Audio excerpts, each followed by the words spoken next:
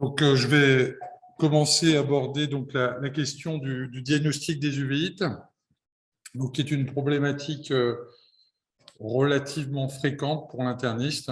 Je rappelle qu'à peu près l'incidence des uvéites, c'est un individu pour 1000, donc on peut être amené à être sollicité par des ophtalmologistes, le diagnostic de l'uvéite étant, comme vous le savez, uniquement ophtalmologiste, pour faire le diagnostic ou essayer de le faire. Voici mes conflits d'intérêts.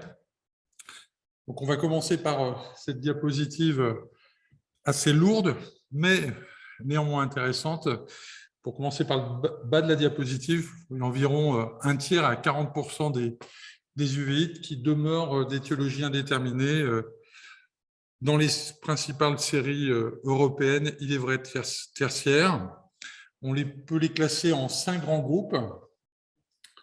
Il y a troisième colonne, les maladies inflammatoires qui nous intéressent plus particulièrement, avec les uvéites associées au groupe HLA-B27 et les spondylarthropathies, la sarcoïdose et la maladie de B7.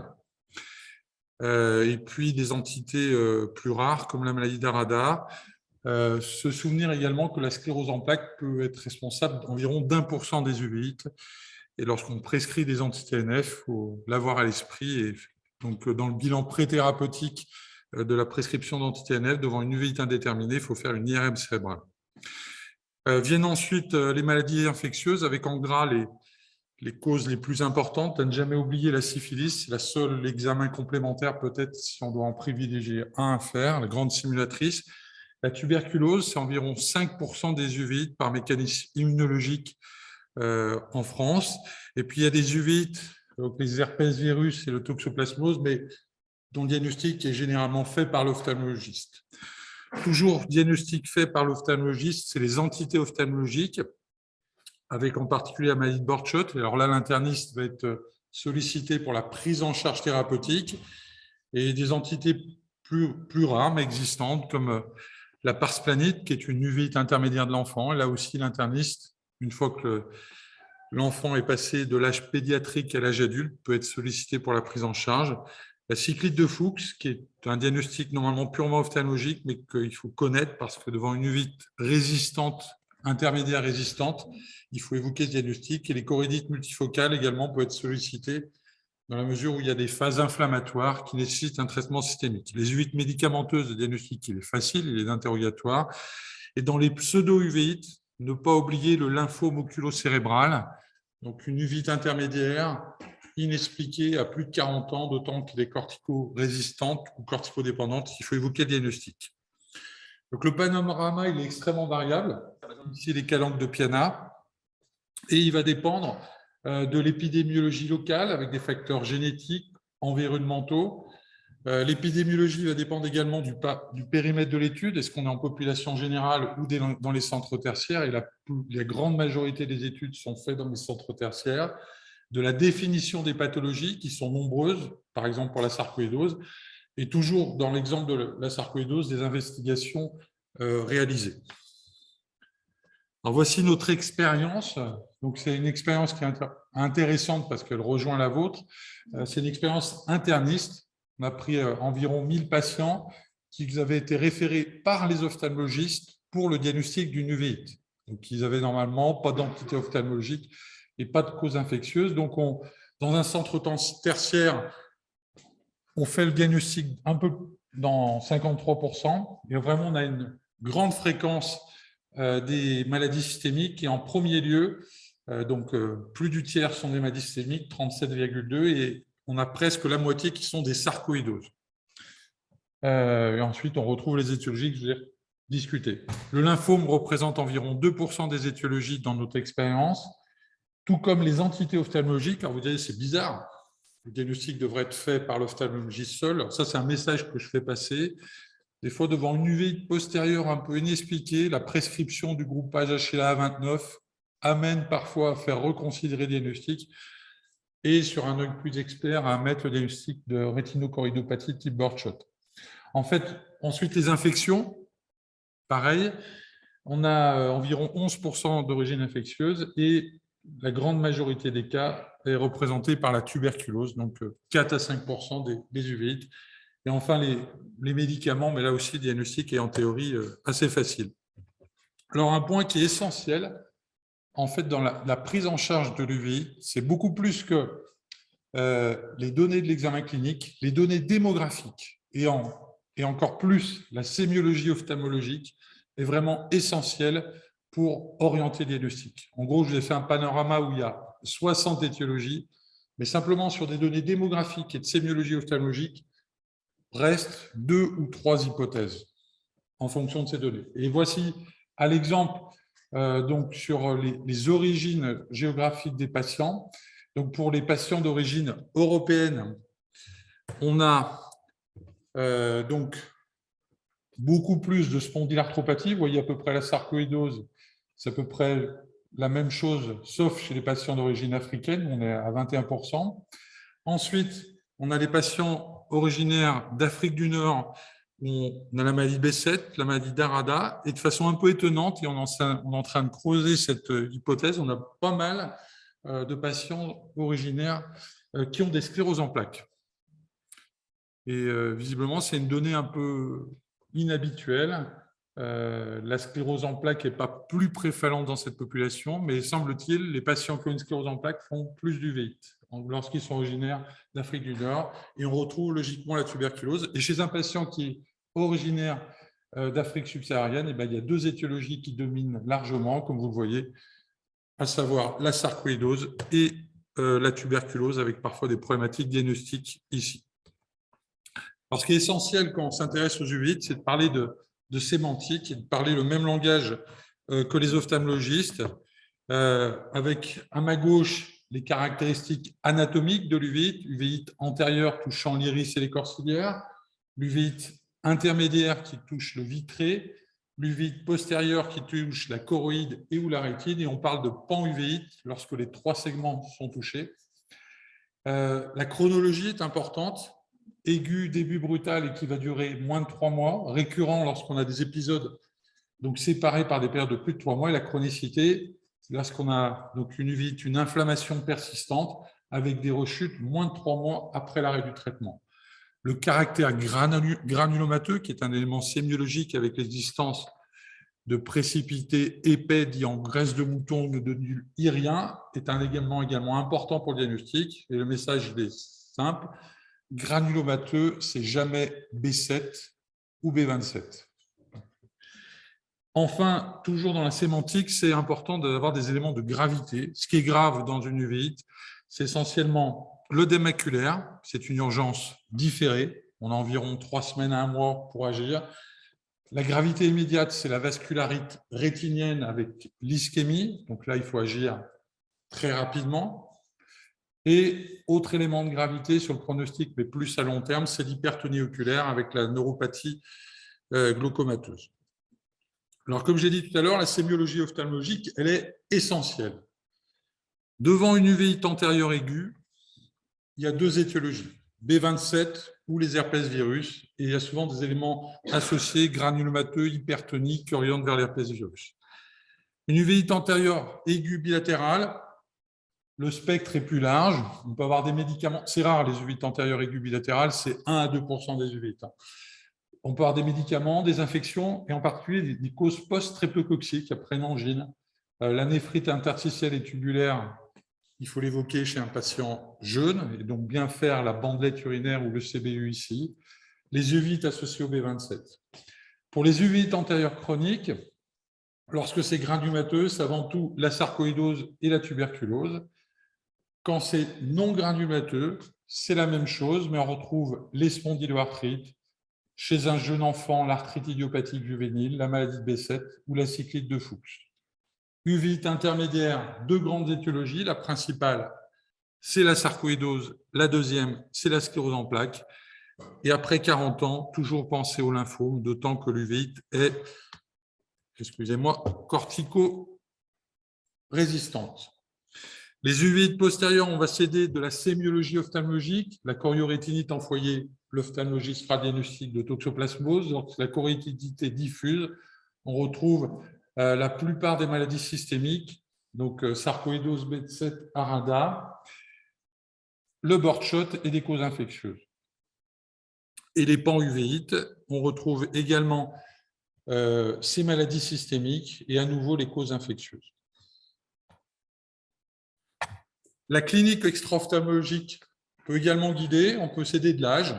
Moins de 50 ans, on va penser au B7, au B27 et à la sclérose en plaques, tandis que la sarcoïdose et la tuberculose sont des maladies qui surviennent plus tardivement et il faut connaître le second pic de la sarcoïdose oculaire qui survient chez les femmes d'origine européenne vers 50-60 ans.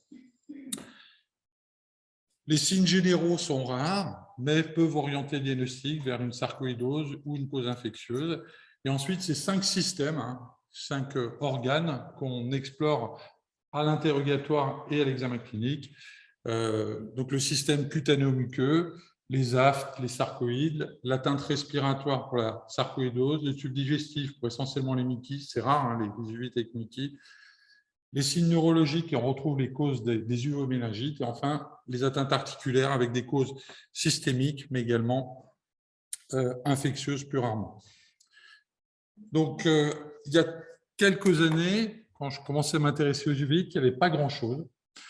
Et on a conduit avec des centres présents ici la seule étude randomisée dans le diagnostic des uvéites, qui s'appelle l'étude ULYSSE, qui comparait une stratégie standardisée pour le diagnostic à une stratégie libre. Et donc, je vais vous présenter les principaux résultats de ces études. Les patients étaient vus par l'ophtalmologiste, avaient un bilan de première intention, puis allaient voir l'interniste. Si l'interniste avait des éléments d'orientation, il prescrivait des examens qui pouvaient aboutir au diagnostic. C'est ici. Quand il n'avait pas le diagnostic, ils allaient faire un bilan adapté selon la sémiologie ophtalmologique et en particulier le type anatomoclinique de l'uvéite avec un bilan de première et deuxième intention. Lorsqu'on n'avait pas de diagnostic, on prescrivait des examens libres. Alors, rapidement, le bilan de première intention, recherche d'un syndrome inflammatoire, la sérologie syphilis, la radio pulmonaire et l'IDR à la tuberculine qu'on fait aujourd'hui très rarement. Et ensuite, on s'orientait sur, si on n'avait pas de diagnostic, pas d'éléments d'orientation au terme du premier bilan, on faisait un B27 si on était devant une uvéite antérieure aiguë, et si c'était négatif, une ponction de chambre antérieure. Et pour chaque type anatomoclinique, on faisait un bilan de deuxième étape, plus de troisième étape. Vous voyez, pour tout ce qui est uvéite chronique, la recherche en particulier de la sarcoïdose avec l'ECA et le scanner thoracique, et une troisième étape qui était faite d'examens plus invasifs, en particulier pour la recherche de la sarcoïdose ou de la sclérose en plaques. Pour les vascularites rétiniennes, on faisait un bilan donc, essentiellement auto-immun. Et à nouveau, pour les uvéites sévères et corticorésistantes, on traquait le lymphome et les causes infectieuses avec une ponction de chambre antérieure en deuxième étape diagnostique et une vitrectomie après. Donc, cette étude a montré une équivalence globalement des deux stratégies, mais avec beaucoup moins d'examens complémentaires prescrits dans le bras standardisé et au total un coût moindre avec la stratégie standardisée. Ce qu'a montré également cette étude, c'est que les diagnostics étaient essentiellement faits, 3/4 des cas, par une stratégie orientée, par les données cliniques ou des examens complémentaires simples. Vous voyez, il y a 3/4 des diagnostics qui sont faits par le bilan de première intention.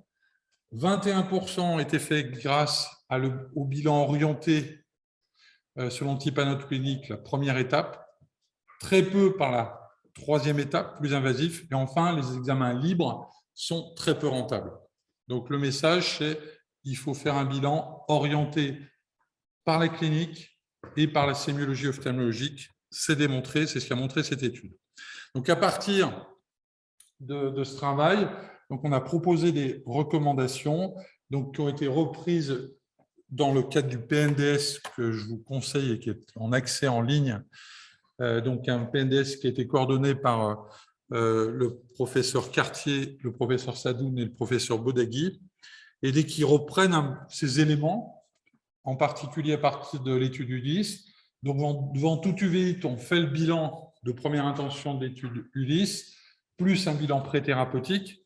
Ce PNDS est fait pour les uvéites chroniques non infectieuses, donc qui sont des patients potentiellement qu'on va traiter, donc un bilan préthérapeutique.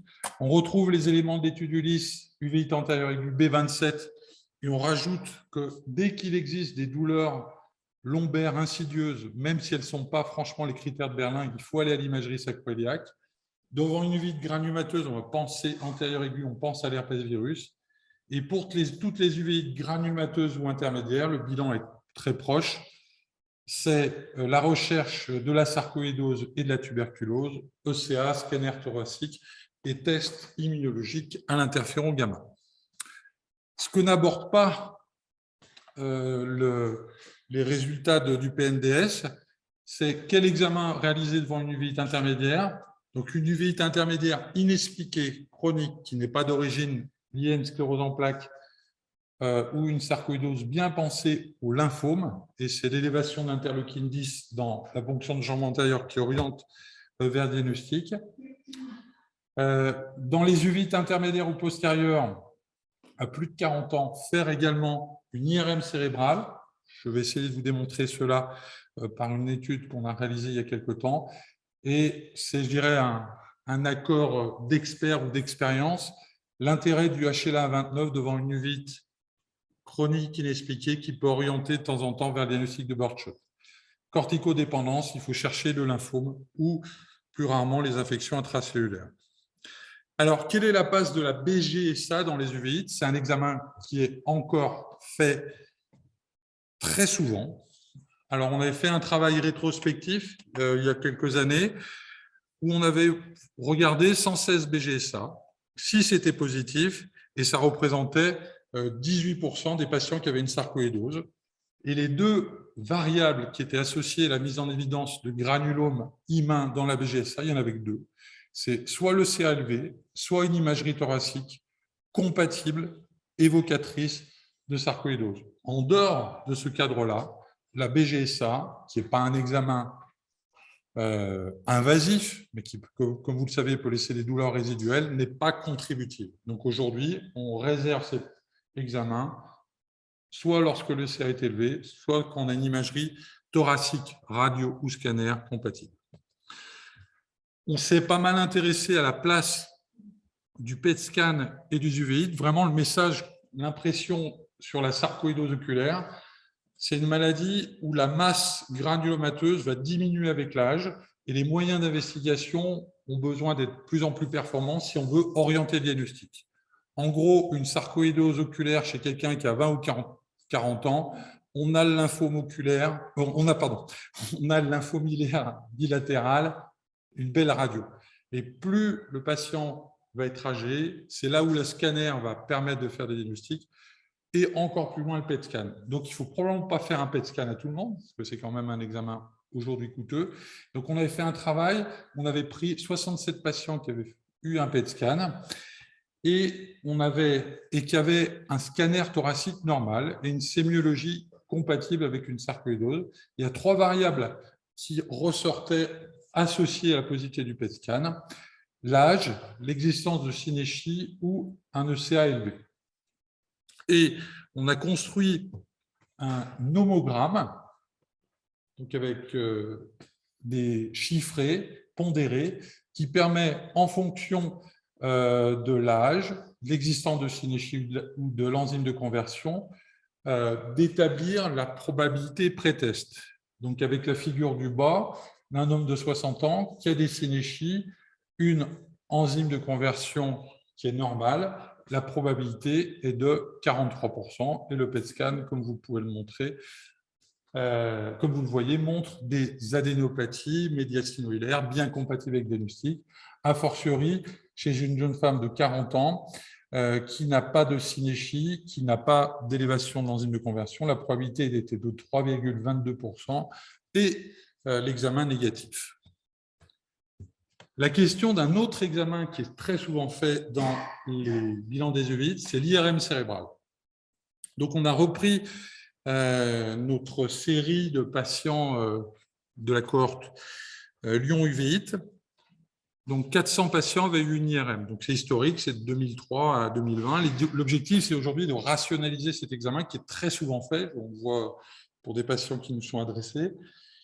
Donc, l'IRM était normale dans 3/4 des cas, elle était anormale dans 1/4 des cas.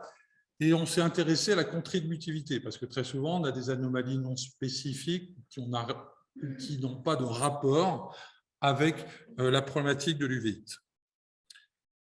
Donc, la contributivité au total, elle était chez 18 patients, donc 4,5% de l'ensemble de la population, pour des diagnostics du genre soit de sclérose en plaques ou de syndrome radiologique isolé, donc 13 patients, pour lymphome, 4 patients, et pour un cas d'uvéoméningite, pour un patient. Et on s'est intéressé ensuite, soit les patients ont des signes neurologiques, et là, on pouvait s'en douter, c'est intéressant. Quand les patients n'ont pas de signes neurologiques, ce qui représentait la majorité des patients, 371 patients, on avait 5 IRM contributives pour des diagnostics de sclérose en plaques ou de syndrome radiologiquement isolé, et un cas de lymphome oculo-cérébral. Donc, et point important, l'existence d'un œdème papillaire n'était pas associée à la positivité de l'examen et aucun cas d'uvéite antérieure. Donc, à partir de cette étude, le message, c'est de cibler vraiment l'IRM cérébral sur des patients qui ont des uvéites inexpliquées du segment postérieur de plus de 40 ans ou, je le répète, une uvéite inexpliquée avant la prescription d'anti-TNF, mais pas chez tout le monde. Et bien entendu, s'il y a des signes neurologiques, mais très faible rentabilité en l'absence de signes neurologiques. Plus récemment, on s'est intéressé à l'intérêt de la ponction lombaire, qui est également très souvent fait, en particulier en France. Donc, on a pris, toujours dans notre série, 188 patients. La ponction lombaire était contributive dans 10 cas, et elle est contributive en orientant le diagnostic étiologique uniquement pour les scléroses en plaques. Elle permet d'établir le diagnostic ou de renforcer le diagnostic. Le plus souvent, elle va être positive dans des cas de diagnostic qui sont déjà faits. Sarcoïdose, B7, ARADA, et elle ne change pas la prise en charge dans ce groupe. Donc également, une rentabilité qui paraît faible pour la sclérose en plaques, pour la ponction lombaire, qui est certainement trop réalisée. Enfin, et je terminerai là-dessus, sur ce qui sera peut-être le futur du diagnostic des uvéites, c'est l'utilisation de l'intelligence artificielle, en particulier pour des médecins moins aguerris à la prise en charge des uvéites. Donc, on a réalisé une étude entre Lyon et Dijon, où on avait 807 patients et où on a établi, donc, par l'intermédiaire de réseaux bayésiens, prenant en compte les données démographiques, les principaux éléments sémiologie ophtalmologique, la probabilité diagnostique.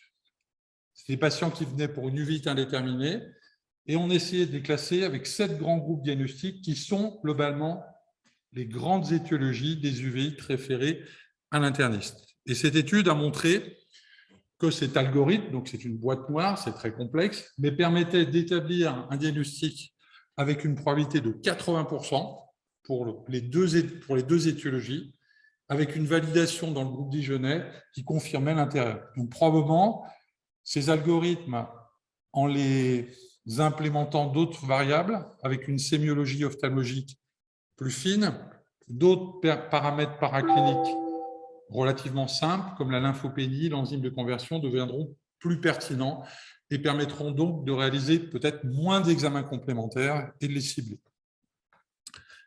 Alors, en conclusion, pas d'examen complémentaire systématique hors la sérologie syphilis, et c'est quelque chose que je répète et pour le vivre tous les jours, y compris à la Croix-Rouge, ce n'est pas inutile de le répéter.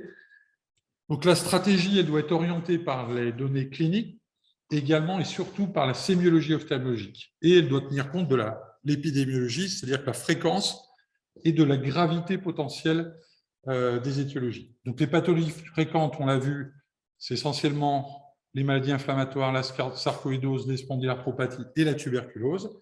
Il faut tenir compte également de la question des diagnostics utiles avec des pathologies graves. Je pense à la syphilis, je pense à la maladie de B7, la maladie d'Arada, parce qu'on sait qu'un traitement fort d'emblée va conditionner et essayer d'éviter la chronicité de ces pathologies, au lymphome et les iatrogénies.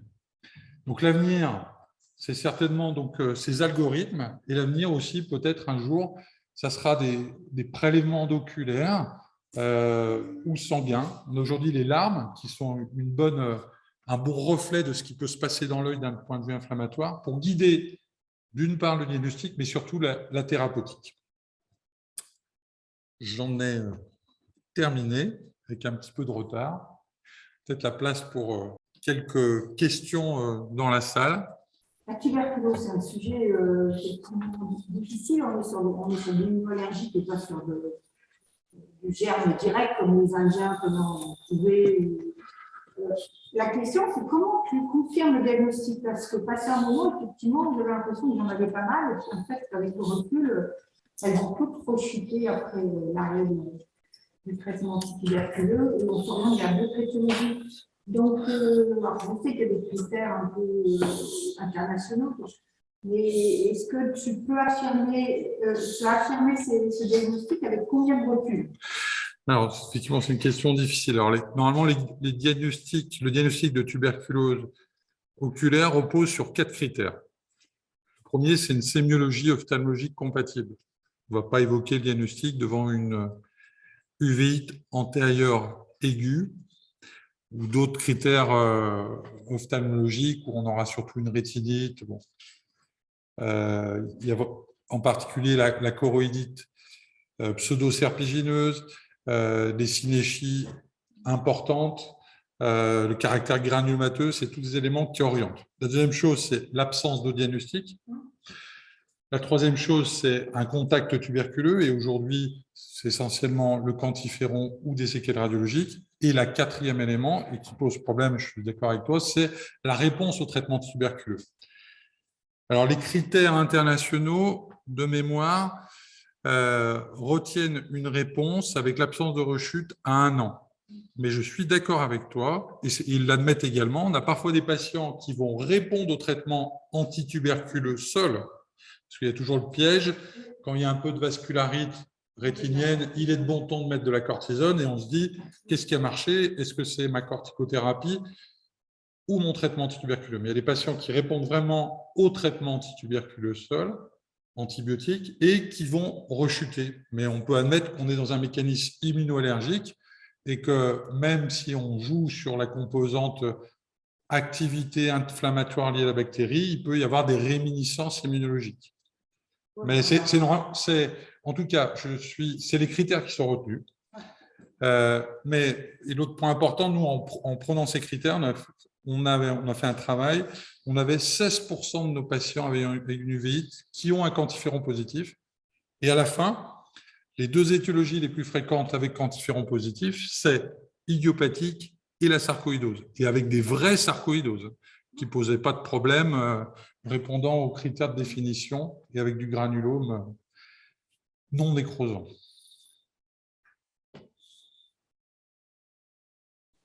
Tu parles de la réalité de l'IRM, notamment sur les patients non symptomatiques. Est-ce que tu as regardé plus spécifiquement sur les unités intermédiaires, tout ça, un peu chroniques, qui sont plus le mode d'entrée des CEP ou des RIS? Parce que moi, j'ai l'impression que sur les unités intermédiaires chez les femmes de 40 ans, même s'ils si elles ne sont pas symptomatiques, on a quand même des risques pas si rares que ça. Et c'est quand même important parce qu'on les réfère à neurologue, c'est une prise en charge un peu différente. Alors, dans le groupe, pardon, la question, c'est sur les uvites intermédiaires sans signe neurologique, est-ce qu'on ne peut pas avoir quelques cas de sclérose en plaques ou de syndrome radiologiquement isolé? Effectivement, dans le travail, on avait 5 IRM positives, il y avait 1 lymphome et 4 CEP-RIS. Après, donc, ça représente une rentabilité faible, hein. Et pour l'heure, aujourd'hui, on ne sait pas ce qu'il faut en faire de ces patients. Certainement les surveiller, mais il n'y a aucun impact thérapeutique, hormis d'éviter de les aggraver avec les anti-TNF. Donc, aujourd'hui, je dirais, on est quand même sur très peu de patients, 4 sur 370. Je dirais avant anti-TNF, clairement, après, on ne sait pas.